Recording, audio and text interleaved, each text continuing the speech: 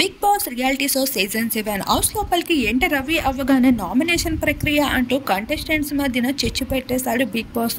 ఇలా ఒక్కొక్కరుగా అభిప్రాయాలను తెలియజేసుకుంటూ 14 మందిలో 8 మందికి నామినేషన్లోకి చేరుకున్నారు. అయితే ప్రతిసారిలానే ఈ సీజన్లో కూడా నామినేట్ అయిన వారికి సేవ్ అవ్వడానికి ఒక స్పెషల్ టాస్క్ చేయడం జరుగుతుంది.